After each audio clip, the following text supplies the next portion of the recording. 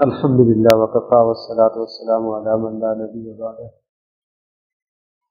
اما بعد فقد قال اللہ تبارک وتعالی اعوذ باللہ من الشیطان الرجیم بسم اللہ الرحمن الرحیم فلا اقسم بمواقع النجوم وانہ لقسم لو تعلمون عظیم وانہ لقرآن کریم فی کتاب مکنون لا یمسہ الا المطہرون صدق اللہ العظیم رب اشرح لی صدری ویسر لی امری واحلل عقدۃ من لسانی یفقهوا قولی اللهم ربنا الہمنا رشدنا واعذنا من شرور انفسنا اللهم وفقنا لما تحب وترضى آمین یا رب العالمین۔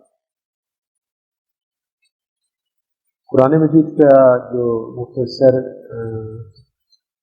تفسیری پس منظر کے ساتھ ہو رہا ہے ترجمہ قرآن رمضان میں عموماً ہمارا معمول دے رہا ہے، اور خصوصاً ہمارے شیخ مکرم اللہ تعالیٰ عنہ پر رحمت نازل فرمائے گا کہ سارے منصاب تو اس ترتیب سے ظاہر زیادہ وقت تو اس میں نہیں ہوتا کہ ہم بہت زیادہ تفصیل میں جائیں، اور اس طرح بالخصوص جو آیات احکام ہیں یا فقہی جو چیپٹر ہے اس قرآن مجید کا، اس پہ ہم زیادہ طویل یا جو ہے گہری گفتگو نہیں کرتے۔ اس کی وجہ یہ ہے کہ ہمارا قرآن مجید کے حوالے سے پہلے سے یہ طے شدہ بات ہے کہ یہ قرآن مجید کا جو دعوتی اور تذکیری پہلو ہے جو عموماً ہمارے مذہبی حلقوں کے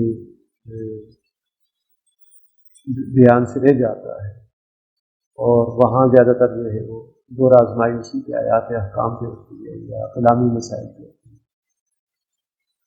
تو اس لیے ہمارے پیش نظر تو اسی دعوتی اور تذکیری پہلو کو نمایاں کرنا بھی ہے، آگے پہنچانا بھی ہے، پھیلانا بھی ہے۔ لیکن اس سے پہلے ہم جتنا روزانہ جو ہے قرآن مجید صلاۃ التراویح سماعت کیا جاتا ہے، اسی طرح ہم اس کا ساتھ ساتھ ترجمہ بھی پڑھ لیں۔ ہر 4 رکعت میں جتنی سماعت ہو پہلے سے اس کا ترجمہ بھی پڑھ لیا جائے، اس کی سماعت بھی کر لی جائے۔ لیکن اس سے پہلے قرآن مجید کا جو ایک تعارف، عمومی تعارف ہمارے ذہن میں رہنا چاہیے۔ اس والے سے سب سے پہلی شے جو ہے کہ ہمارا عقیدہ ہے کہ یہ اللہ سبحانہ و تعالیٰ کا کلام، اور اللہ کی صفات میں سے ایک صفت کلام بھی ہے، اور تمام صفات اپنے سے متعلقہ متصف جو ہے اس کی کسی نہ کسی صفت کو ظاہر کر رہی ہے۔ مثلا کسی کا قد جو ہے اس قدر جو ہے طویل القامت ہے، یہ بتا دے گا کہ اتنا طویل ہے، اس سے وہ نمایاں ہو جائے گا۔ کسی کا آواز کا جو ہے دور تک پہنچانا، اگر وہ تھوڑا نایاب سا ہے، اس کے بعد دور تک چلی جاتی ہے، اس حوالے سے وہ صفت اس کی نمایاں ہو جائے گی۔ تو اللہ تعالیٰ کی بے شمار صفات، اس میں سے ایک صفت اللہ کا کلام کرنا بھی ہے۔ اسی کلام اللہ کا ایک ظہور قرآن مجید کی صورت میں ہے۔ ہمارا عقیدہ یہ ہے کہ اللہ تعالیٰ کا کلام، اور یہ نبی اکرم صلی اللہ علیہ وسلم پر نازل کیا گیا بذریعہ وحی 23 برس کی طویل مدت میں حسب ضرورت و موقع، جیسے اس حکیم و خبیر ہستی نے سمجھا کہ ابھی کیا رہنمائی کرنی ہے، ابھی کیا پیغام دینا ہے، ابھی کہاں سے جو ہے وہ کہنا ہے کہ چلیے اور کہاں سے روکنا ہے، تو حسب موقع حسب دستور اللہ سبحانہ و تعالیٰ نے وہ رہنمائی جبرائیل کے ذریعے نبی صلی اللہ علیہ وسلم تک پہنچائی۔ ویسے بھی اس کے یوں سمجھے کہ 2 نزول ہیں۔ پہلا نزول تو اس کا ہے لوح محفوظ سے آسمان دنیا، ایک مکمل کاپی جو ہے لوح محفوظ سے اٹھا کر آسمان دنیا پہ لا کے رکھیں گے، اور پھر آسمان دنیا سے اس کا نزول ثانی جو ہے وہ تھوڑا تھوڑا حسب موقع، حسب جو ہے حکمت اللہ سبحانہ و تعالیٰ نے نبی صلی اللہ علیہ وسلم کو 23 برس کے عرصے میں اتارا۔ اس میں چین یہ بن گئی کہ اللہ کا کلام ہے وہ منتقل ہوا جبرائیل امین کو، جبرائیل امین نے منتقل کیا نبی صلی اللہ علیہ وسلم کے قلب مبارک۔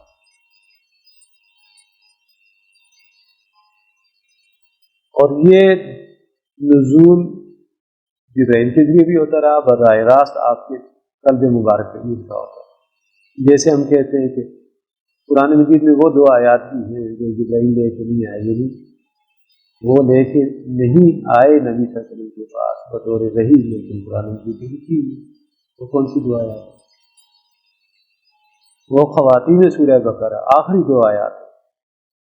تو وہ نبی صلی اللہ علیہ وسلم کو وہی شب معراج میں اللہ سبحانہ وتعالیٰ نے عطا فرمایا۔ عرش کے خزانوں میں سے نبی صلی اللہ علیہ وسلم نے فرمایا کہ مجھے جو خزانے دیے گئے پہلی مرتبہ دیے گئے، ان میں ایک ہے یہ 5 نمازیں، آیت الکرسی اور 2 آیات سورۃ البقرہ کی آخری آیات، خواتین سورۃ البقرہ۔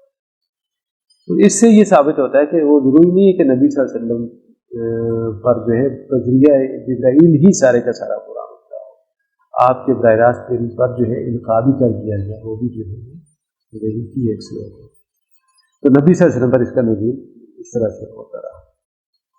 پھر وحی کی جو کیفیت ہمیں عموماً ملتی ہے وہ آپ نے بھی پڑھی ہوگی، ابتدائی کلاسوں میں بھی بیان کی جاتی ہے۔ نبی صلی اللہ علیہ وسلم پر وحی جو پہلی وحی آئی تھی، کیونکہ آپ اس تجربے سے گزرے نہیں تھے، اور ابھی آپ کی عمر مبارک جو ہے وہ 40 برس کے لگ بھگ تھی، کہ آپ کا معمول تھا کہ آپ غار حرا میں جاتے تھے۔ لیکن کچھ ایسے لوگ جن کو ہم کہتے ہیں کہ عمر رسیدہ لوگ، اور نبی صلی اللہ علیہ وسلم کو، کیونکہ آپ ایک محبوب ہستی تھے، مکہ کے صادق اور امین بھی مشہور تھے، تو حضرت خدیجہ کے ساتھ شادی کے بعد تو زیادہ ہی جو ہے ان کا انفلوئنس تھا لوگوں میں، حضرت خدیجہ کے حوالے سے بھی، اور خود بھی صادق اور امین اور بنی ہاشم کے چشم و چراغ۔ تو بہرحال کچھ لوگ ہمدردانہ اور ناصحانہ انداز میں کہتے ہیں کہ بھتیجے آپ اوپر ویران جگہ پہ نہ جائے، کوئی دن آپ کے جو ہے سے دامن گیر ہو جائے گا، وہ آپ کو تنگ کرے گا، تو اس طرح کی بات ہو جائے گی، تو آپ نہ جائیں۔ بہرحال نبی صلی اللہ علیہ وسلم جاتے رہے، وہاں جا کے تنہائی میں بیٹھتے اور غور و فکر کرتے۔ سید ابو الحسن علی ندوی رحمہ اللہ نے لکھا ہے قصص النبیین میں جو کتاب ہے کہ نبی صلی اللہ علیہ وسلم کی اس عبادت جو غار حرا میں عموماً کہا جاتا ہے کہ عبادت کیا کرتے تھے، وہ عبادت کیا تھی؟ وہ غور و فکر کہ میں کون ہوں، میرا خالق کون ہے، اس نے مجھے زندگی دی ہے، میری زندگی کا مقصد کیا ہے، میں کب تک یہاں ہوں، اس سے اگلی منزل کون سی ہے۔ یہ ان باتوں پر غور و فکر کرتا ہے، اور یہ ہماری جو رسومات عبادات سے ان سے قطعاً کم بات نہیں کہ آپ غور و فکر کر کے جس حقیقت کو پائیں، وہ حقیقت پھر آپ کے سامنے جب آشکار ہو جاتی ہے تو پھر اس کو چھوڑنا آپ کے لیے ممکن نہیں ہے، بخلاف اس کے کہ آپ نے کوئی شے خاندانی اور رسم و رواج کے طور پہ لے لی، ہو سکتا ہے کہ کسی آپ کو چھوٹ گیا، جس میں آپ کے غور و فکر کا، آپ کی سمجھ کا کوئی دخل نہیں ہے، تو آپ سے کسی بھی وقت چھوٹ بھی سکتی ہے۔ تو بہرحال نبی صلی اللہ علیہ وسلم کا وہاں قیام وہ جو تھا، اس کا مقصود کیا تھا؟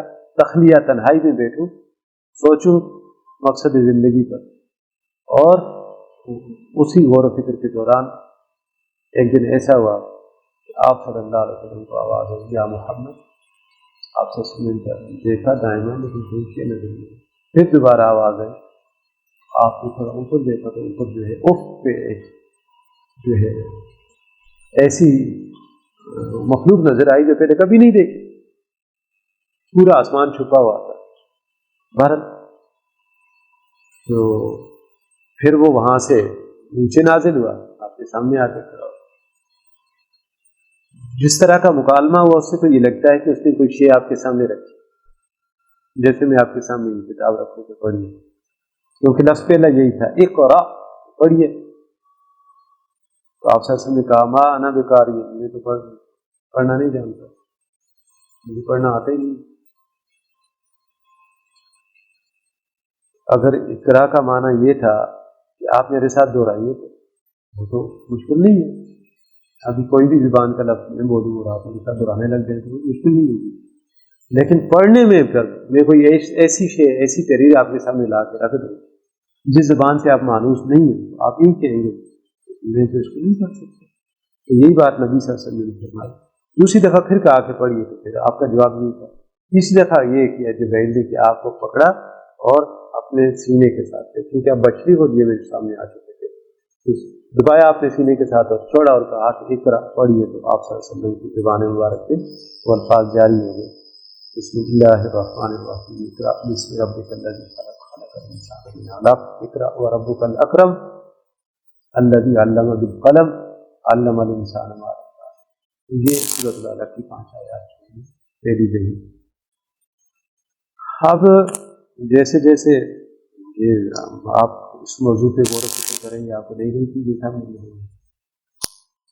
آپ صلی اللہ علیہ وسلم نے جب یہی آپ کے قلب پہ محفوظ ہو گئی، لیکن ہوا یہ کہ آپ کو بہت زیادہ پسینہ آیا، اور پسینہ آیا تو بندے کو کیا ہوتا ہے کہ ہائیڈریشن ہو جاتی ہے، ٹھنڈ لگنی شروع ہو جاتی ہے. یہ ساری کیفیات نبی صلی اللہ علیہ وسلم پہ جاری ہوں. آپ صلی اللہ علیہ وسلم فوراً گھر کی طرف واپس پڑ گئے. واپس آئے، گھر والوں کو آ کے سارا واقعہ سنایا حضرت اماں خدیجہ رضی اللہ تعالیٰ عنہا. انہوں نے بتایا، آپ کو تسلی بھی دی کہ اللہ آپ کو ضائع نہیں کرے گا، کہ آپ کو بیواؤں کی جو ہے خبرگیری کرنے والے ہیں، یتیموں کے سر پہ دست کرنے والے ہیں، وغیرہ وغیرہ، وہ ساری چیزیں آپ کو معلوم ہیں. لیکن بہرحال نبی صلی اللہ علیہ وسلم کے ذہن میں وہ بات جو پہلے میں نے آپ کے سامنے رکھی تھی کہ بزرگ کہتے تھے کہ بھائی آپ وہاں جا تو رہے ہیں لیکن اپنا خیال رکھیے گا کوئی آپ کے ساتھ حادثہ نہ ہو جائے. تو نبی صلی اللہ علیہ وسلم کے ذہن میں یہ بات آ رہی تھی کہ شاید کہیں ویسا ہی نہ ہو گیا ہو جیسا کہ وہ لوگ کہتے تھے، کوئی جنی نہ ہو، کوئی عصیبی نہ ہو، یہ مسئلہ ویسے ہی نہ ہو چکا ہو جیسا کہ ان لوگوں نے خدشے کا اظہار کیا تھا. بہرحال آپ صلی اللہ علیہ وسلم نے یہ بات ان کے سامنے رکھی تکرار کے ساتھ اور کہا کہ مجھے تو بہت ڈر لگتا ہے، خشیت علی نفسی، اپنی جان کا خطرہ ہے. انہوں نے کہا کہ نہیں، اللہ خیر کرے گا، آپ نے کوئی ایسا کام نہیں کیا کہ جس سے آپ کی جان کو خطرہ ہو، اللہ آپ کو ضائع نہیں کرے گا. یہ وہی آنے کے بعد دوسرا واقعہ یہ ہوا کہ آپ کی پریشانی اور تشویش جب ختم نہیں ہوئی تو حضرت خدیجہ اپنے ہمراہ آپ کو لے کے ورقہ بن نوفل کے پاس، بہت بڑے عالم تھے اور عزیز تھے، رشتے دار تھے حضرت خدیجہ رضی اللہ تعالیٰ عنہ، بلکہ نبی صلی اللہ علیہ وسلم کے نکاح کی محفل میں بھی آپ موجود تھے. ان کے پاس لے کے گئے. سارا واقعہ نبی صلی اللہ علیہ وسلم نے ورقہ بن نوفل کو گوشت گزار کیا تو اس نے بھی تصدیق کی کہ یہ وہی فرشتہ ہے جو پہلے موسیٰ علیہ السلام تھے جو وہی لے کے آیا کرتا ہے، آج آپ کے پاس آ گیا اور مبارک ہو، آپ اللہ کا آخری نبی اور رسول ہے.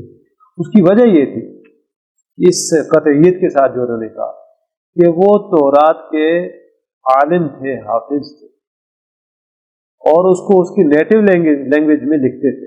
کان یکتب التوراۃ بالعبرانی، جو اس کی اصل زبان تھی اس میں لکھتے. اب ان کا یہ کہنا کہ مبارک ہو، آپ اللہ کے رسول ہیں، اور ایک کاش کہ میں زندہ رہوں اس وقت تک جب کہ آپ کی قوم کے لوگ آپ کو کیا کریں گے، یہاں سے دیش نکالا دیں گے، آپ کو ہجرت پہ مجبور کر دیں گے.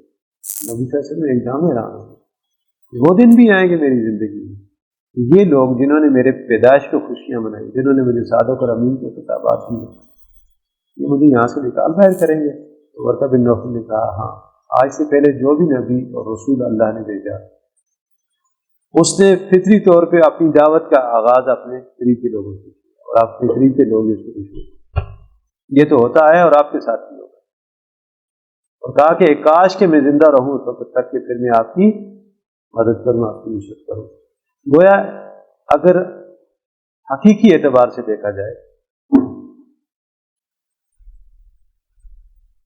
تو جس انداز میں انہوں نے تصدیق کی، وہ تصدیق اصل میں ایمان کا مترادف ہے، تو صحابی بھی نہیں. گویا انہیں بیک وقت 2 کتابوں بلکہ 3 کتابوں اور 2 انبیاء پر، 2 رسولوں پر، 3 کتابوں اور 2 رسولوں پر ایمان لانے کا موقع میسر آیا. وہ نبی صلی اللہ علیہ وسلم کے حوالے سے بھی مقام صحابیت پہ جو ہے وہ کھڑے نظر آتے ہیں، علمی اعتبار سے دیکھا جائے، نظری اعتبار سے دیکھا جائے. ایک تو یہ کہ تورات کو سمجھتے بھی تھے، پڑھتے بھی تھے، پڑھاتے بھی تھے، زبانی لکھ لیتے تھے اس کی اصل زبان میں، گویا حافظ بھی تھے. اور پھر کیوں اس کے ساتھ اتنا ان کا تعلق تھا؟ اس لیے کہ وہ اللہ نے سیدنا موسیٰ علیہ السلام کو عطا فرمایا، اور وہ اس وقت تک دستور حیات تھا، اس میں احکام عشرہ تھے، 10 کمانڈمنٹس تھی، اس پر وہ ایمان لائے۔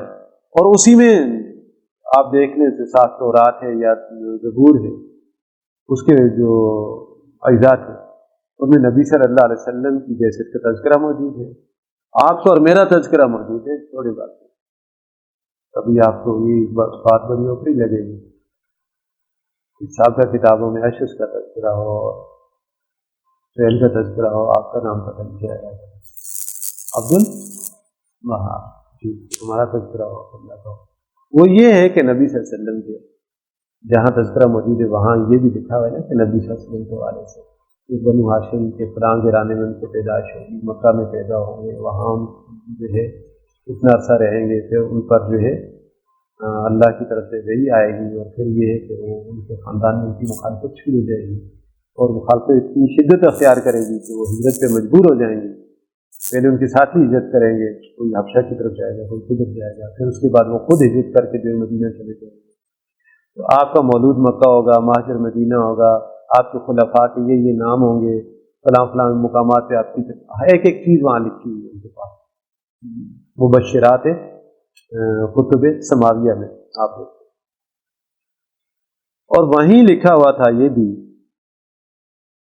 آپ کے اور میرے بارے میں کہ حضور صلی اللہ علیہ وسلم پر ایمان لانے والے لوگ حمادون ہوں گے۔ حمادون کون ہوتے ہیں؟ آپ کی طبیعت کیسی ہے؟ اور آپ کی جناب یہ حمادون ہوتے ہیں جو الحمدللہ کہتے ہیں، بھلے کچھ کھاؤ گے نہیں الحمدللہ،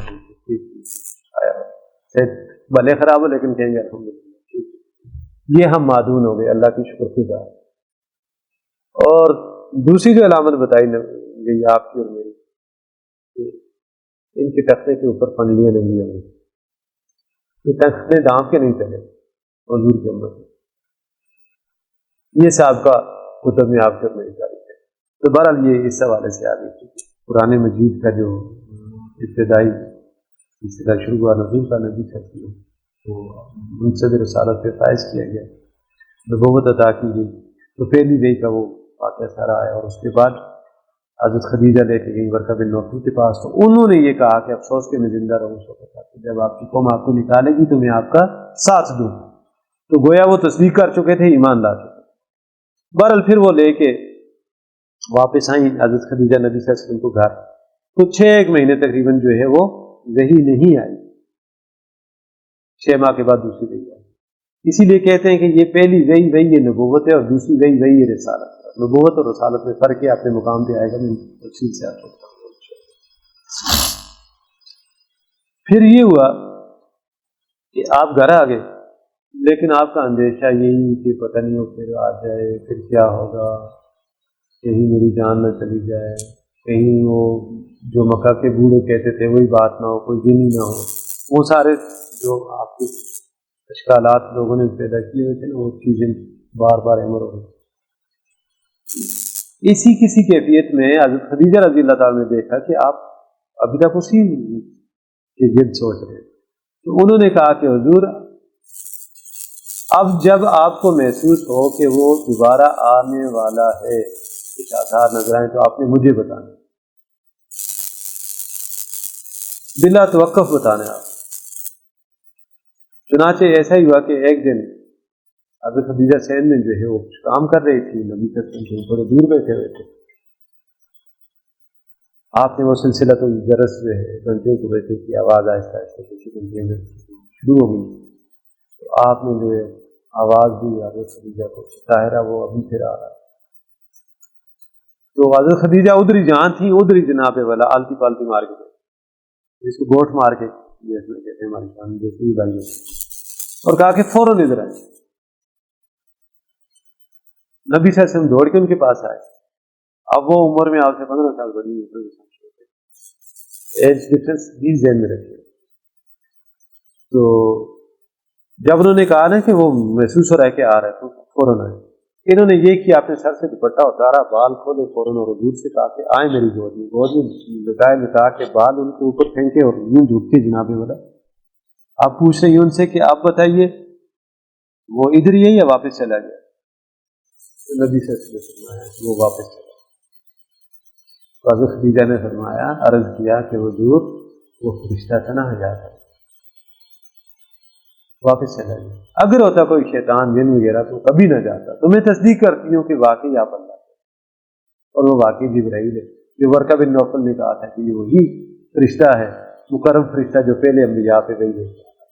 تو آپ گھبرائیں نہیں، آپ اللہ کے رسول ہیں، میں آپ کی تصدیق کرتی ہوں. اسی وجہ سے آپ کو صدیقہ کبریٰ کہا جاتا ہے. ابو بکر صدیق، صدیق اکبر، اور صدیقہ کبریٰ خدیجہ رضی اللہ تعالیٰ.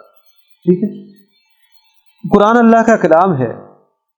خود قرآن مجید نے یہ الفاظ اپنے لیے استعمال کیے ہیں. سورہ توبہ میں یہ آیا ہے کہ اگر کوئی شخص وَإِنْ أَحَدٌ مِّنَ الْمُشْرِكِينَ اسْتَجَارَكَ فَأَجِرْهُ، کہ اگر مشرکین میں سے کوئی شخص آپ سے پناہ مانگے اور آپ کے پاس آنا چاہے، حتیٰ یسمع کلام اللہ فَأَجِرْهُ حتیٰ یسمع کلام اللہ، تو آپ کیا کیجئے، تو آپ اسے پناہ دے دیجئے یہاں تک کہ وہ اللہ کا کلام سن لے.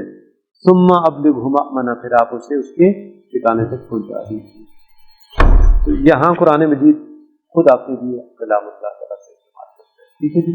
باقی قرآن مجید کی حفاظت کا معاملہ کیا ہوا؟ کہا جاتا ہے کہ نبی صلی اللہ علیہ وسلم کے بہت بعد حضرت عثمان غنی رضی اللہ تعالیٰ عنہ کا دور 13 اور 15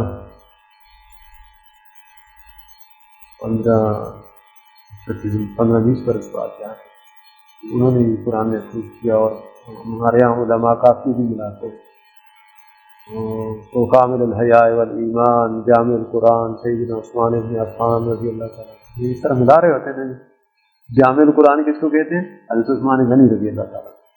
حالانکہ پہلی بات ہے کہ اصولی اعتبار سے جامع القرآن خود اللہ تعالیٰ ہے. سورہ قیامہ میں اس نے یہ بات بتا دی ہے کہ جب نبی صلی اللہ علیہ وسلم پر وحی آتی، پہلے تو آپ ڈر گئے تھے لیکن بعد میں شوق ہوتا تھا کہ جلدی جلدی آئے جبرائیل اپنے اللہ کا کلام سنیں. جب وہ جبرائیل آتے تو نبی صلی اللہ علیہ وسلم پھر سے اس کو رپیٹ کرتے تھے. اللہ تعالیٰ نے کہا لا تحرک به لسانک لتعجل، آپ اپنی زبان کو تیز تیز حرکت نہ دیجیے تاکہ آپ جلدی جلدی اس پہ حفظ کریں.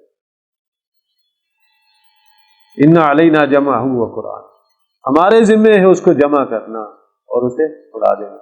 جامع قرآن کون ہو گیا؟ جو کہہ رہا ہے کہ میرے ذمہ جمع کرنا، تو وہ ہوا نا جامع.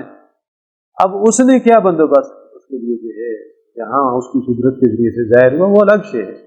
تو بہرحال نبی صلی اللہ علیہ وسلم کے ہاں بھی سیکرٹریز تھے، آپ کے کاتبین وحی تھے کہ جیسے ہی قرآن اترتا تھا آپ صلی اللہ علیہ وسلم ان کو نوٹ ڈاؤن کرواتے اور پھر ان سے کہتے تھے کہ پڑھو، اور وہ پڑھتے تھے، اس کی ریڈنگ کرتے تھے. کہیں لکھنے میں کوئی غلطی ہو تو آپ اصلاح فرما دیں. اور بعض روایات میں علامہ جلال الدین سیوطی رحمۃ اللہ علیہ نے جو ہے ان سیکرٹریز کی تعداد جو ہے 24 اور بعض میں 40 بھی بتائی. 24 بندے بیٹھے لکھ رہے ہیں، آپ ڈاؤن نمبر ہی یاد کر لیں. 24 بندوں کو آپ نے ایک چیز نوٹ ڈاؤن کروا دی ہے تو محفوظ نہیں ہوگی. اب صرف وہ کسی کاغذ پہ یا چمڑے پہ یا اونٹ کے کندھے کی جو ہڈی ہے اسی پہ نہیں ہے، بلکہ وہ لوگوں کے سینے میں بھی جا رہا ہے. کیونکہ وہ جتنا جتنا اتر رہا ہے اتنا اتنا وہ یاد بھی کر رہے ہیں، اتنا وہ نماز میں بھی پڑھ رہے ہیں، اتنا وہ آگے بھی پہنچا رہے ہیں. تو اس اعتبار سے اصل جامع القرآن تو اللہ سبحانہ و تعالیٰ کی. اچھا، جسے کہتے ہیں کہ مادی اعتبار سے جو میکنزم اس کا بنا ہے وہ یہی بنا ہے کہ نبی صلی اللہ علیہ وسلم کلمہ مبارک پہ اترا ہے، آپ نے صحابہ کرام جو آپ نے سب سے نوٹ ڈاؤن کروایا ہے. ہاں، اس میں جو حضرت عثمان کے حوالے سے میں آپ کو بتا دوں قصہ کیا ہے. وہ یہ تھا کہ قرآن مجید حدیث میں آتا ہے کہ انزل القرآن علی سبعۃ احرف، قرآن مجید 7 جو ہے حروف پہ نازل کیا گیا. اس کی پڑھنے کے انداز مختلف. جب پڑھنے کے انداز مختلف تھے تو لامحالہ لکھنے کے انداز بھی مختلف ہونے ہی تھے کہ نہیں ہونے تھے. اب جب آپ اردو میں اتنے کتنے جتنے یہ 3 الفاظ میں نے بولے اسی کو آپ پہاڑی میں لکھیں گے تو مانا تو اگرچہ اتنے کتنے جتنے وہ آپ پہاڑی میں کنورٹ کریں، اننے جننے کننے بن جائے گا، معنی میں بھی کوئی فرق نہیں پڑے گا، لیکن اس کا جو ضبط یا اس کا رائٹنگ ہے وہ تو بدل جائے گی۔ تو جہاں تلفظ میں فرق آتا ہے وہاں تحریر میں بھی فرق آ جاتا ہے۔ ہوا یہ کہ حضرت عثمان غنی رضی اللہ تعالیٰ عنہ کے دور میں سیدنا حذیفہ ابن یمان رضی اللہ تعالیٰ عنہ جو نبی صلی اللہ علیہ وسلم کی مخابرات یعنی آپ کی انٹیلیجنس کے سربراہ تھے، وہ یہاں کہیں وسطی ایشیائی ریاستوں میں آئے ہوئے تھے۔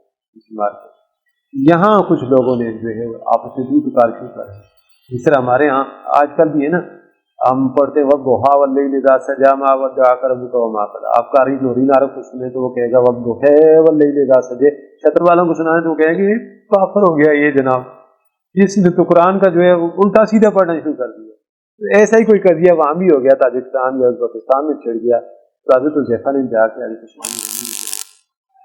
حضرت وہاں تو معاملہ یہ ہے لوگ آپس میں مرنے مارنے پہ آ جاتے ہیں، کہتے ہیں کہ تو غلط پڑھ رہا ہو، دوسرا کہتا ہے میں صحیح پڑھ رہا ہوں، تو غلط پڑھ رہا ہے، حالانکہ قرآن دونوں صحیح پڑھ رہے ہو۔ یہ قرات کا فرق ہے۔ حضرت عثمان غنی رضی اللہ تعالیٰ عنہ نے پھر یہ کیا کہ وہ جو پہلے حضرت صدیق اکبر کے دور میں زید بن ثابت انصاری رضی اللہ تعالیٰ عنہ کی سربراہی میں ایک کمیٹی بنی تھی، وہی کمیٹی دوبارہ ریسٹور کی، پوری کے ذمہ لگایا کہ بھائی آپ ایسا کرو کہ قرآن مجید لکھا ہوا تو ہے، اس سے محفوظ ہے، لیکن آپ کوئی ایک single and civil writing style define کرو، باقی تمام رائٹنگ سٹائل جو ہیں ہم ان کو بین کر دیں، تاکہ ایک طرز تحریر میں قرآن مجید میں۔ تو حضرت عثمان غنی رضی اللہ تعالیٰ عنہ کو دیکھیں، ہمارے یہاں آپ نے دیکھا ہوگا الحمدللہ رب العالمین الرحمن الرحیم مالک یوم الدین الف کے ساتھ نہیں لکھا ہوتا، قرآن اٹھا کے دیکھیں میم لام کاف لکھا ہوتا ہے، اور تمام قراتوں میں سے ہی لکھا ہوتا ہے۔ وجہ کیا ہے؟ اس کو ملک بھی پڑھا جاتا ہے، اس کو مالک بھی پڑھا جاتا ہے۔ اگر آپ الف لگا دیتے میم کے بعد، الف لگنے کے بعد تو ملک پڑھنا ممکن ہی نہیں ہے، درمیان میں اتنا ڈنڈا کھڑا ہے جناب، تو آپ کو کہہ رہا ہے کہ مجھے کھینچ کے پڑھو، آپ کو کیسے کھینچے بغیر آگے بڑھ لام کی طرف جائیں گے؟ تو آپ پڑھ ہی نہیں سکتے، لہذا اس ڈنڈے کو ہٹا کے وہاں دو پروویژن رکھ دیے گئے، کھڑی زبر کے ساتھ پڑھ لو مالک، بڑی زبر کے ساتھ ملک پڑھ لو، دونوں آپشن۔ اسی طرح آگے چلیں تھوڑا سا، صراط الذین انعمت علیہم، آپ نے دیکھا علیہم کیسے لکھا ہوا ہے؟ یہ اس طرح لکھا ہوا، ٹھیک ہے۔ ایک قرات یہ ہے صراط الذین انعمت علیہم، ایک قرات ہے صراط الذین انعمت علیہم، آپ پر پیش ہے، چلیں وہ ہم اور ہم ایک ہی طرح لکھا گیا، کوئی مطلب نہیں۔ لیکن ایک اور قضیہ آ جاتا ہے کہ ایک اور قرات ہے صراط الذین انعمت علیہم، اب اس کو اگر آپ لکھ دیں گے واو اور الف کے ساتھ، علیہم میم پر پیش واو ساکن اور آگے الف، یہی معروف طریقہ ہے لکھنے کا۔ اب جب آپ نے یہ میم کے بعد واو اور الف کا اضافہ کر دیا، آپ اس کو علیہم نہیں پڑھ سکتے، علیہم نہیں پڑھ سکتے، علیہم پڑھ سکتے۔ لیکن اب جب کہ آپ کے سامنے موجود ہے سورہ فاتحہ، اس میں جس طرح لکھا ہوا ہے علیہم، تو اس کو آپ علیہم کے بجائے ہاتھ کو غیر ہٹا کے اسی پیش سے پڑھ لیں، علیہم پڑھا جائے گا، ٹھیک ہے۔ اچھا، آپ علیہم میم کے سکون کو ختم کر کے اس کے اوپر الٹا پیش ڈال دیں تو علیہم پڑھا جائے گا، تینوں طرح پڑھنا ممکن ہے۔ تو وہ انداز تحریر اختیار کیا گیا جس میں تمام طرح سے پڑھنے کا، ریڈنگ کا امکان موجود۔ ایک ایسا سنگل اور سول جو ہے وہ آپ نے رائٹنگ سٹائل ڈیفائن کر دیا کہ جس کو ہر طرح سے پڑھا جا سکتا ہے۔ لہٰذا اب آپ کے یہاں جو علیہم لکھا ہوا ہے، اس کو آپ علیہم بھی پڑھ لیں، علیہم بھی پڑھ لیں، علیہم الٹی پیش کے ساتھ بھی پڑھ لیں، ملک، ملک یوم الدین بھی پڑھ لیں، مالک یوم الدین بھی پڑھ لیں، جھگڑا ہو نہیں۔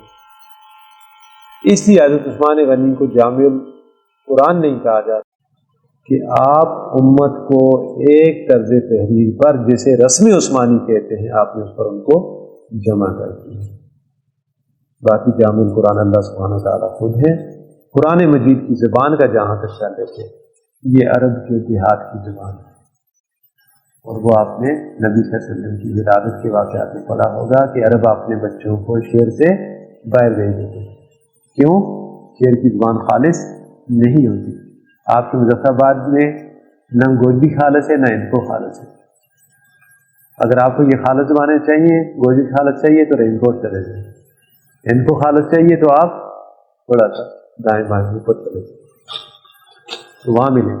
یہاں آپ کو کوئی ملغوبہ سا زبان ملے گی، جس طرح عرب امارات میں جو ہے آپ کو عربی مل رہی ہے آج کل، یلا سیدھا، سیدھا تو ہندی کا لفظ ہے، یہ عربی میں کیسے آ گیا؟ اس کی وجہ یہ ہے کہ وہ ایک ہب ہے، فائنینشیل ہب ہے، جہاں ہندی بھی ہے، سندھی بھی ہے، پاکستانی بھی ہے، اردو اسپیکنگ بھی ہے، وغیرہ وغیرہ۔ ان کے اثرات ان عربوں کے پڑے تو ان کے یلا مستقیم کے بجائے یلا سیدھا ہو گیا، کف مستقیم کے بجائے سیدھے کھڑے ہونے کے بجائے کف سیدھا، یہ کہہ دیا انہوں نے، ٹھیک ہے؟ تو شعروں کی زبان خالص نہیں ہوتی، اس لیے مکہ والے لوگ اپنے بچوں کو باہر بھیجتے تھے، نبی صلی اللہ علیہ وسلم کو بھی بھیجا گیا۔ تو قرآن مجید کی زبان بھی مکہ کے شعر کی زبان نہیں ہے، بلکہ بادیہ نشین دیہاتی لوگ بدوؤں کی زبان میں اتارا گیا ہے، ٹھیک ہے جی۔ جہاں تک قرآن مجید کے اسماء و صفات ہے، 55 علامہ جلال الدین سیوطی رحمۃ اللہ علیہ نے بنوائے ہیں الاتقان فی علوم القرآن میں۔ ابھی ہم جو ہے یہاں تک جو بات ہو چکی ہے اس میں ہم نے جتنی چیزیں پڑھی ان کو دوہرا دیتا ہوں، باقی انشاءاللہ اگلی نشست میں۔ ہمارا عقیدہ ہے کہ یہ اللہ کا کلام ہے اور یہ نبی صلی اللہ علیہ وسلم پر نازل ہوا، لیکن نبی صلی اللہ علیہ وسلم پر نازل ہونے سے پہلے اس کا نزول اول لوح محفوظ سے آسمان دنیا پہ اس کو لا کے رکھا گیا، پھر وہاں سے یہ 23 برس کی عمر عرصے میں آپ صلی اللہ علیہ وسلم پر اترا ہے، اور پھر اس کے بعد یہ ہے قرآن مجید کی حفاظت کا ذمہ اللہ نے خود لیا ہے، اور یہاں دنیاوی اعتبار سے یا ظاہری اور مادی اعتبار سے اس کا کیا بندوبست ہے کہ لوگوں نے اس کو حفظ بھی کیا، لوگوں نے اس کو یاد بھی کیا، نبی صلی اللہ علیہ وسلم نے اس کے لکھوانے کا اہتمام بھی کیا۔ اور پھر قرآن مجید کی زبان کے حوالے سے یہ خالص دیہاتی زبان جو خالص عربی زبان ہے اس میں پورا ہے، اس کے تقریباً 55 کے قریب جو ہے نام ہیں جو علامہ جلال الدین سیوطی رحمہ اللہ نے بیان کیے ہیں الاتقان فی علوم القرآن میں، باقی اقول قولی ھذا استغفر اللہ لي ولکم ولسائر المسلمین الحمدللہ وکفی والصلاۃ والسلام علی من لا نبی بعدہ۔ گزشتہ نشست میں جو باتیں ہم نے سمجھی، ہم نے قرآن مجید پر ہمارا جو عقیدہ ہے اس کے حوالے سے باتیں تھیں، پھر یہ کہ یہ اللہ تعالیٰ کا کلام ہے، یعنی اللہ کی صفت ہے، اور پھر اس کے دو نزول، ایک شفاعتاً لہجتاً جس کے لیے جو ہے آسمان دنیا پہ اس کو اتار کے رکھا گیا، اور پھر اس کے بعد اس کی تنزیل ہوئی، یعنی 23 برس کے عرصے میں نبی صلی اللہ علیہ وسلم کبھی مکہ میں، کبھی مدینہ میں، کبھی طائف میں، کبھی کہاں، تو جہاں جہاں آپ کے وہیں ان کا قرآن اتر گیا۔ آپ مکہ میں تو قرآن مت کیے، آپ مدینہ میں تو قرآن مت کیے، آپ طائف میں سسنائے سفر ہجرت میں تو وہیں قرآن اترا۔ اسی طرح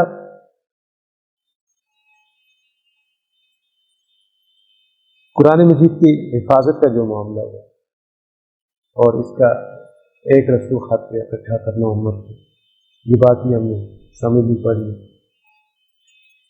قرآن مجید کی زبان کس علاقے میں، ظاہر عربی بھی کافی بڑی ہے، تو ہم یہ سمجھتے ہیں یہ جہاں نبی صلی اللہ علیہ وسلم کی ولادت ہوئی اس کے گرد و نواح کے دیہات کی زبان،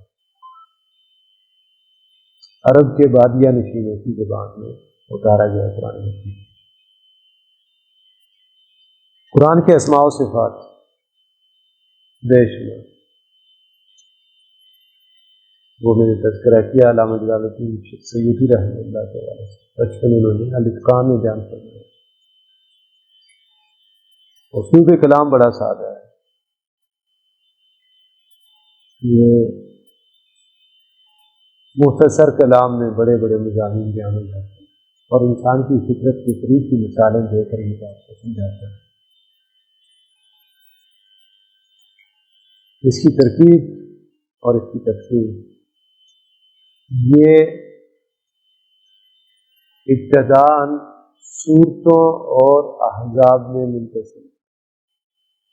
اس سے بھی پہلے آپ چلے جائیں تو یہ نازل ہوا، اس پہ کچھ صورتیں مکی ہیں، کچھ مدنی ہیں،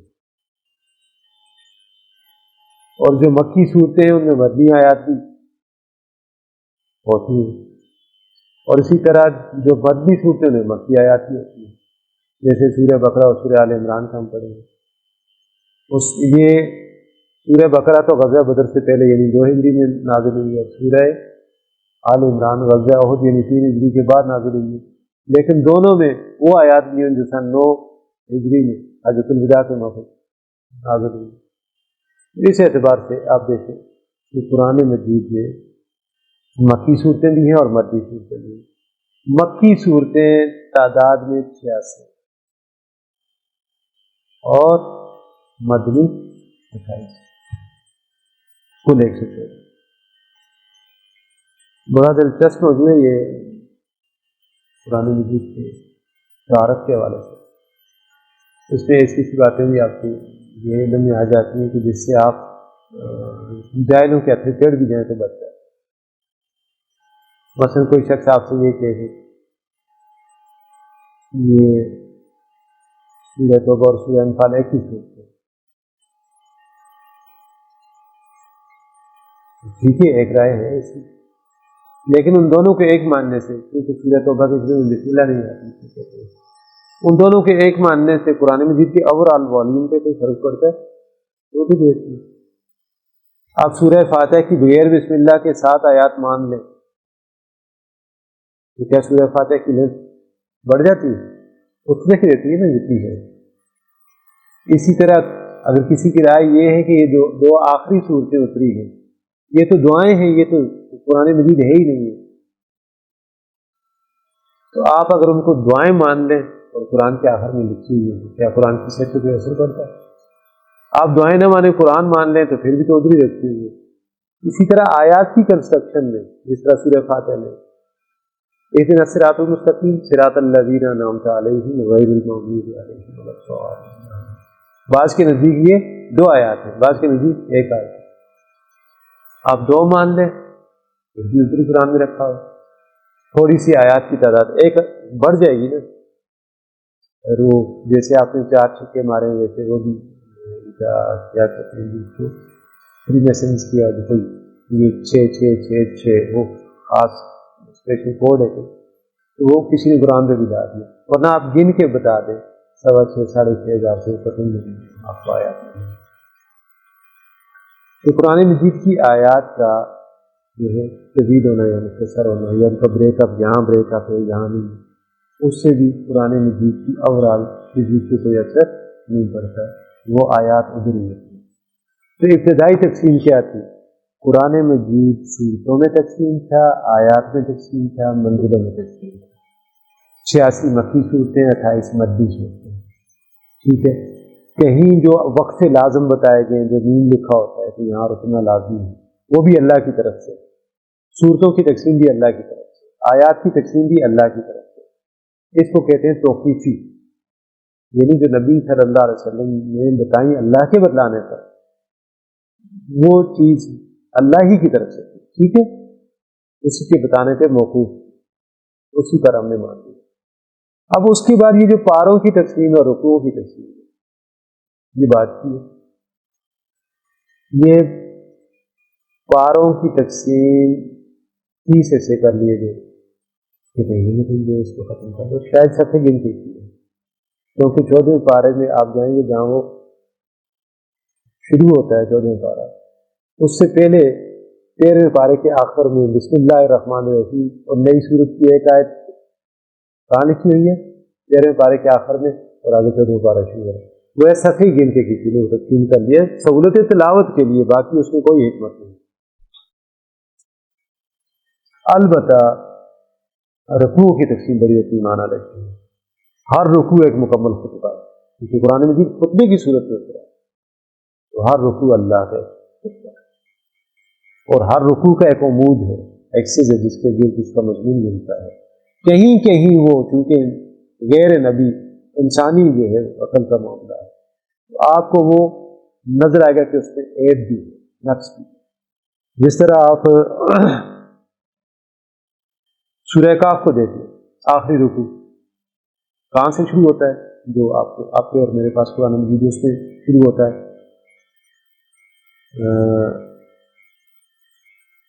افحسب الذین کفروا، یہاں سے شروع ہوتا ہے ان یتخذوا من دونی، ان یتخذوا عبادی من دونی اولیاء، یہاں سے شروع ہوتا ہے۔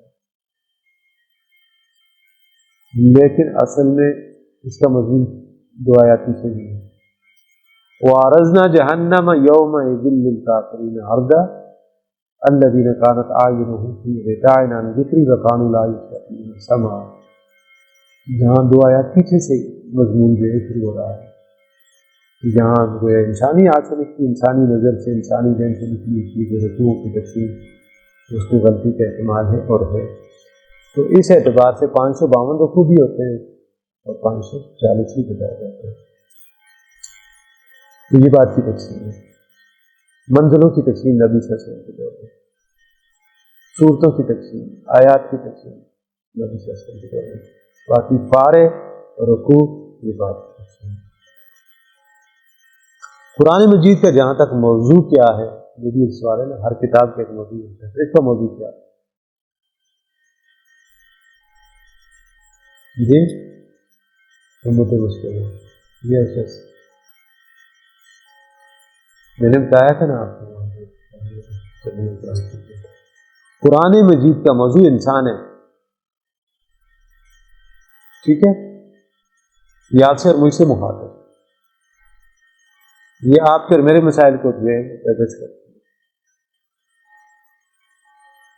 بس صرف انسان اس کا مسئلہ ہے، یہ انسان کے لیے دستور ہے، یاد رکھنا کیا ہے، ٹھیک ہے، اس کا موضوع انسان ہے،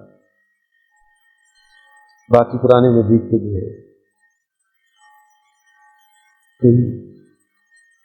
اس کی تعارف کی پہلو اور بھی ہیں، مبادیات اور بھی ہیں، جن میں سے یہ ہے کہ قرآن مجید ایک ایسا زندہ معجزہ ہے فی الواقع جس پر معجزے کا اطلاق ہوتا ہے۔ دیکھیں آج بھی کہیں دنیا میں آپ کو کسی نہ کسی جگہ تو اسی زمین پر تابوت سکینہ ہے جس میں موسیٰ علیہ السلام کا آقا بھی بڑا، جو کبھی شام بن جاتا تھا، کبھی جو ہے سمندر کو پھاڑ دیتا تھا، کبھی کیا کرتا تھا، کبھی کیا کرتا تھا، لیکن جب وہ رومیوں نے اٹھا لیا ایکل سلیمانی سے تو رومیوں کے لیے قضیہ بن گیا، وہ روز مسجد کھڑے ہو جاتے تھے، کبھی کیا کبھی کیا، وہ انہوں نے ہاتھ میں بھی اٹھایا ہوگا لیکن اس پہ وہ اثرات ظاہر نہیں ہوئے جو موسیٰ علیہ السلام کے ہاتھ میں ہوتا تھا ظاہر۔ اب ڈنڈا ہی ہے، جبکہ قرآن مجید جو تاثیر نبی صلی اللہ علیہ وسلم کی موجودگی ہے اس میں کوئی کمی نہیں جاتی، یہ دن بہ دن اور اپروچنگ اور اپیلنگ اور کے سامنے آتی ہے۔ انسان کے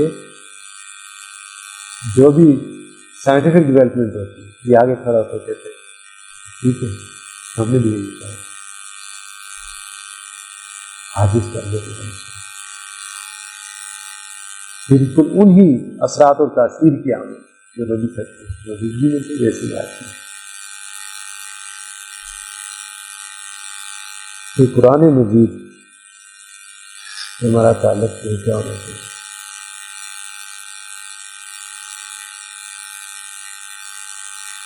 قرآن مجید ہمارے لیے دوہری اہمیت رکھتا ہے، بلکہ ایک اعتبار سے تحری اللہ کا کلام ہے، نبی صلی اللہ علیہ وسلم کی نشانی ہے ہمارے مسائل کا حل ہے۔ تو اب اس کو بائی پاس نہیں کیا جانا چاہیے، اس کو نظر انداز نہیں کرنا چاہیے، اس سے بے اعتنائی نہیں کرنی چاہیے، ہو رہی ہے تو اس کی وجہ کیا ہے کہ ہمارا اور اس کا فریکوینسی ڈفرینس ہے، فریکوینسی میچنگ ہے، ہم اس کو سمجھ نہیں پاتے، اس کی زبان اور ہماری زبان اور ہمیں یہ بتایا گیا ہے یہ بہت مشکل ہے. قرآن مجید بہت مشکل زبان ہے. اللہ کے اس دعوے کو پتہ نہیں کہاں لوگ چھوڑ کے یہ بات کرتے ہیں. وہ کہتا ہے وَلَقَدْ يَسَّرْنَا الْقُرْآنَ لِلذِّكْرِ فَهَلْ مِن مُدَّكِرٍ. قرآن مجید نے ایک ہی صورت میں 4 دفعہ پیش کیا. ہم نے اس قرآن کو سمجھنے کے لیے آسان کر دیا ہے کوئی سمجھنے والا. اور پھر جگہ جگہ یہ بھی کہا بِلِسَانٍ عَرَبِيٍّ مُبِينٍ، کھلی دلی عربی زبان، سادہ کی زبان، سائنٹیفک زبان.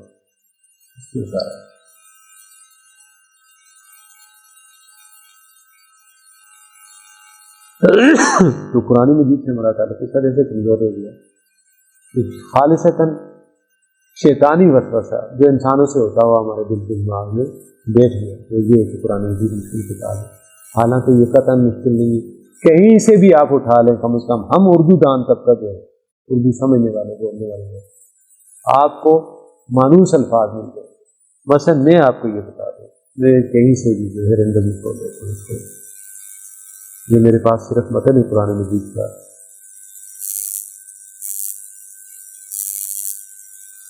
یہ جز انڈیکس ہے، اس میں سے کوئی بھی جز یہ ہمارے سامنے آ گیا. اتلو ما اوحی الیک من الکتاب، اتلو تلاوت سے، ما اوحی وہی سے ہے، الیک الہ، ٹھیک ہے، مانوس لفظ ہے، من مانوس لفظ ہے، کتاب مانوس لفظ ہے. واقعی الصلاۃ کما صلی، یعنی تلاوت کیجیے وہ جو وحی کیا گیا آپ کی طرف کتاب میں سے ہو. تو آسان اگلا صفحہ پلٹ کے دیکھ لیتے. وَيَسْتَعْجِلُونَكَ بِالْعَذَابِ، یستعجلونک، عجلت کرتے ہیں آپ سے، جلدی مانگتے ہیں. اردو میں لفظ ہے عجلت، جلدی کرنا، ٹھیک ہے. بالعذاب، عذاب کے معاملے. اور اگلے صفحے پہ چلے گئے. وما هذه الحیات الدنیا الا لہو ولعب، لولا اردو میں بولتے ہیں نہیں ہے یہ دنیا کی زندگی میں. تو یہ ایک وسوسہ ہے، خالصۃ شیطانی وسوسہ ہے، ہمارے ذہن میں ہمارے دماغ سے وہ قابض ہوتے بیٹھ گیا ہے. ورنہ اللہ کا فرمانا کیا ہے، بلسان عربی مبین، وَلَقَدْ يَسَّرْنَا الْقُرْآنَ لِلذِّكْرِ فَهَلْ مِن مُدَّكِرٍ. اللہ تعالیٰ ہمیں وساوس سے خارج کرتا ہے.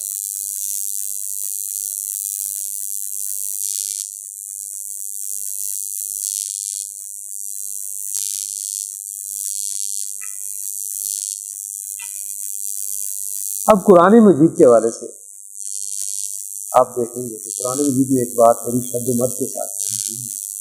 وہ بات کیا ہے؟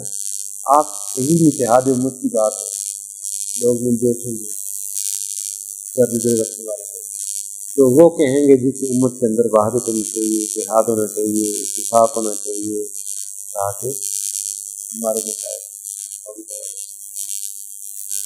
اور وہاں جو بھی کوئی سرمنی ہوگی، تقریب ہوگی، ظاہر مسلمانوں کی تقاریب کس سے شروع ہوتی ہوگی؟ تلاوت کلام پاک. اور عموماً یہاں اسی سورہ آل عمران کے مقام سے تلاوت کی جاتی ہے، جس میں آتا ہے یا ایھا الذین آمنوا اتقوا اللہ حق تقاته ولا تموتن الا وانتم مسلمون واعتصموا بحبل اللہ جميعا. اللہ کی رسی کو مضبوطی کے ساتھ اکٹھے ہو کے تھام لو اور بام پھوٹتے نہ کرو. یہ ہوتا ہے گویا ہماری خواہش کی ضرورت کی حالات کا جو ہے جبر وہ بھی تقاضا کرتا ہے. تو اب یہ حبل اللہ کیا ہے؟ قرآن مجید میں کہا ہے اللہ کی رسی کے ساتھ. سورہ حج کے آخر میں بھی کہا گیا وَمَن یعتصم باللہ، انہیں واعتصموا باللہ، اللہ کے ساتھ سمجھ. وہاں کہا گیا اللہ کے ساتھ سمجھ جاؤ. یہاں سورہ آل عمران میں کہا گیا وَكَيْفَ تَكْفُرُونَ وَأَنْتُمْ تُتْلَى عَلَيْكُمْ آيَاتُ اللَّهِ وَفِيكُمْ رَسُولُهُ، تم کیسے انکار کرتے ہو اللہ کا حالانکہ تم کتاب کی تلاوت کرتے ہو اور تمہارے درمیان اس کے رسول صلی اللہ علیہ وسلم بھی موجود ہیں. پھر فرمایا وَمَن يَعْتَصِم بِاللَّهِ فَقَدْ هُدِیَ إِلَىٰ صِرَاطٍ مُسْتَقِیمٍ، جو اللہ کے ساتھ سمٹ گیا اسے سیدھے راستے کی ہدایت کر دی گئی. پھر اس کے بعد آگے چل کے مزید یہ فرمایا کہ وَاعْتَصِمُوا بِحَبْلِ اللَّهِ، اللہ کی رسی کے ساتھ سمٹ گیا. گویا ایک درجے بات آگے بڑھی پہلے کہا گیا اللہ سے چمٹ جاتا ہے تو اس کو راستہ مل جاتا ہے، پھر کہا گیا کہ اللہ کی رسی کے ساتھ چمٹ جاؤ تو تمہارے معاملات، یہ کھٹ پٹ دنیا میں جو ذلت اور رسوائی ہے، یہ جو جگہ رسائی ہے، یہ جو تمہارے حالات اچھے نہیں ہو رہے، ان سے نکل پاؤ گے۔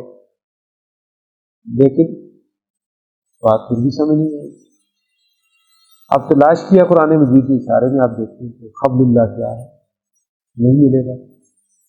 اب اس کا اشارہ ملتا ہے ہمیں نبی صلی اللہ علیہ وسلم کے فرمان سے، یعنی جن پر قرآن اترا، وہ فرماتے ہیں، ترمذی شریف باب فضائل قرآن کی روایت ہے، قرآن اصل میں اللہ کی رسی ہے، قرآن خبل اللہ ہے، القرآن هو خبل اللہ المتین، قرآن ہی اللہ کی مضبوط رسی ہے۔ اور دوسری روایت میں کہا گیا کہ القرآن هو خبل اللہ الممدود من السماء الى الارض، قرآن ہی اللہ کی وہ رسی ہے جو آسمان سے زمین تک تنی ہوگی۔ ابشروا، خوشیاں مناؤ، فإن طرفہ بید اللہ وطرفہ بایدیکم، کہ اس کا ایک سرا اللہ کے ہاتھ میں اور دوسرا سرا تمہارے ہاتھ۔ تو قرآن کیا ہوا؟ خبر اللہ کی،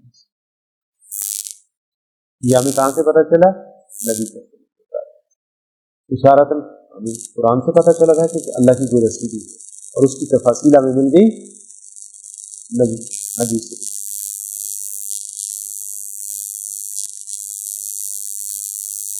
اب اس کے بعد ہے کہ قرآن مجید کے حوالے سے جس کا یہ دعویٰ ہو کہ یہ اللہ کی کتاب ہے اور میں اس کو اللہ کی کتاب مانتا ہوں، محفوظ مانتا ہوں، دستور حیات مانتا ہوں، اس پر اس کتاب کے کیا حقوق عائد ہوتے ہیں؟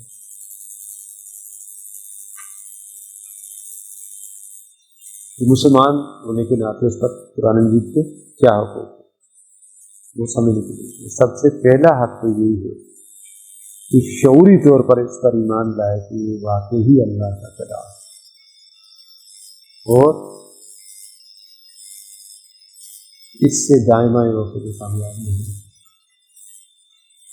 پہلی شے آ گئی اس پر ایمان لانا، چنانچہ اسی کا تذکرہ ہے قرآن مجید میں، آمن الرسول بما انزل الیہ من ربہ والمؤمنون، کہ ایمان لائے رسول صلی اللہ علیہ وسلم اس پر جو اتارا گیا ان کی طرف، اور ایمان لائے وہ بھی جو ان پر ایمان لانے والے، ان پر ایمان کے ساتھ ساتھ اس پر بھی ایمان لائے۔ ٹھیک ہے جی، سب سے پہلا جو حق ہے قرآن مجید کا ہم پر وہ کیا ہے؟ اس پر ایمان لائے، اسے اللہ کی آخری محفوظ اور معمول کتاب سمجھے اور نجات کرے۔ قرآن پر ایمان لانا کہ اللہ کی، پھر اس کے بعد اس کی تلاوت، اس کا پڑھنا، اور پڑھنے کے لیے اسکل حاصل کرنا جس کو کہتے ہیں علم تدبیر باقاعدہ، وہ بھی امام شافعی رحمۃ اللہ علیہ جو قرآن مجید کے پہلے باقاعدہ مفسر ہیں، وہ فرماتے ہیں کہ جس طرح نماز کے لیے وضو شرط لازم ہے اور وضو کے لیے پانی نہ ہو تو پاک مٹی، اسی طرح نماز کی صحت کے لیے جس طرح طہارت شرط ہے، اس سے بڑھ کر اگر نہیں تو کم بھی نہیں، قرآن مجید کا صحیح تلفظ کے ساتھ نماز بھی پڑھ لینی چاہیے۔ اور مزید آگے بڑھ کے دیکھتے ہیں، بلکہ نبی صلی اللہ علیہ وسلم کی حدیث ہے، اس کو آپ توجہ سے سنیے۔ آپ صلی اللہ علیہ وسلم نے فرمایا کہ لا خیر فی قراءۃ لیس فیہا تدبر، قرآن مجید کی اس پر نہیں جس میں آپ کی سمجھ کا، آپ کی انڈرسٹینڈنگ جو اس کو دخل نہیں ہے، آپ کی مینٹل انوالومنٹ نہیں ہے اس کے ساتھ، اس کی کوئی نہیں۔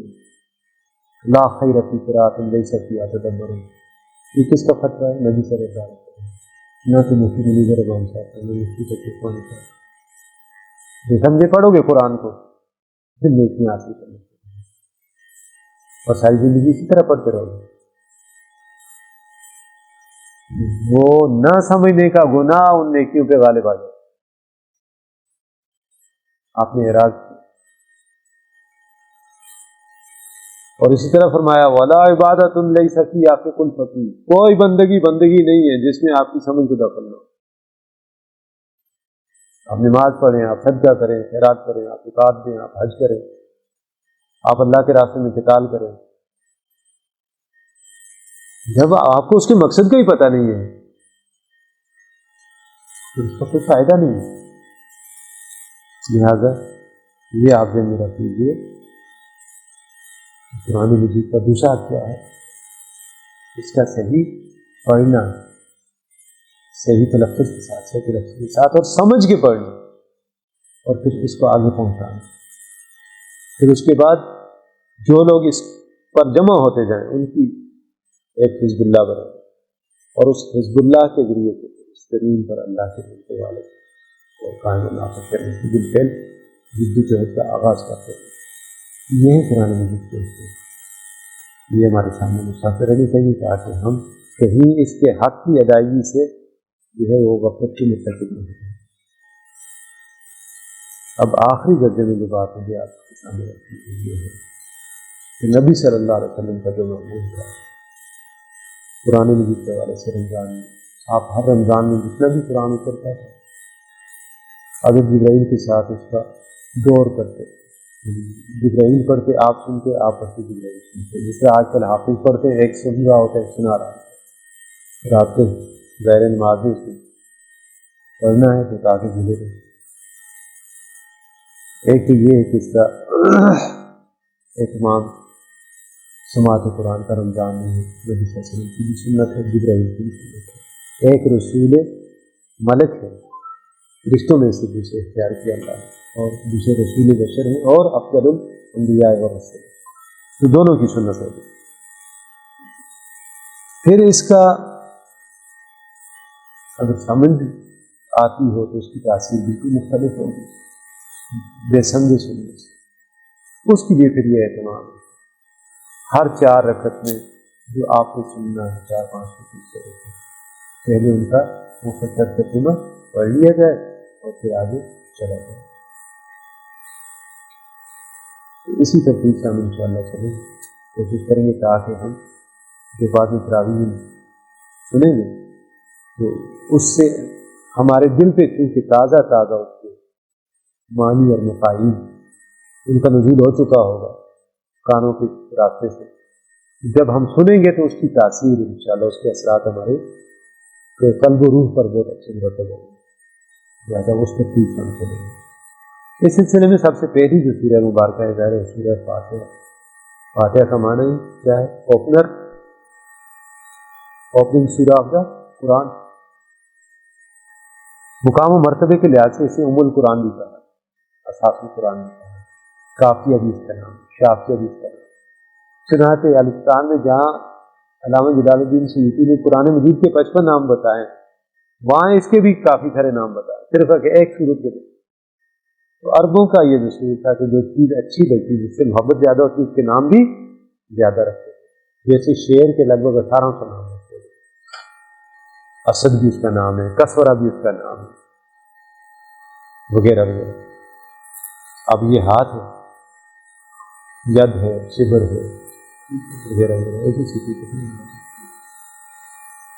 تو سورہ فاتحہ کے نام بھی دیکھیے، انصاف القرآن بھی کہا گیا، قافیہ بھی کہا گیا، شافیہ بھی کہا گیا، سبع من المثانی بھی کہا گیا. اور شافیہ کے معنی کیا ہے؟ شفا دینا. قافیہ کے معنی کیا ہے؟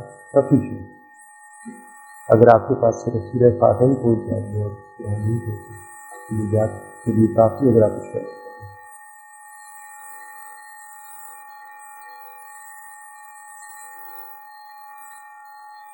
اس کو اصل قرآن بھی کہا ہے. وَلَقَدْ آتَيْنَاكَ سَبْعًا مِنَ الْمَثَانِي وَالْقُرْآنِ کہ ہم نے آپ کو 7 بار بار دہرائی جانے والی آیات عطا فرمائی اور قرآن عظمت والا، یعنی اسی کو عظمت والا قرآن بھی کہا گیا. اور بار بار دہرائی جانے والی کیوں کہا گیا؟ نماز آپ کوئی بھی پڑھیں اس کی سورہ فاتحہ پڑھیں،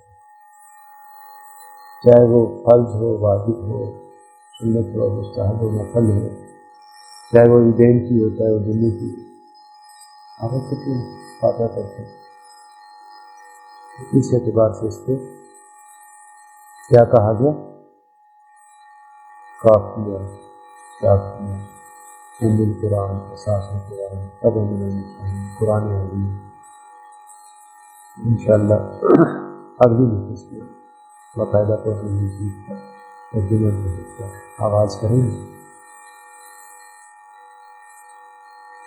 اس وقت تک ملتے ہیں تاکہ سکول کو لہٰذا سے اللہ سائر سبحانک اللہم و بحمدک نشہد ان لا الہ الا انت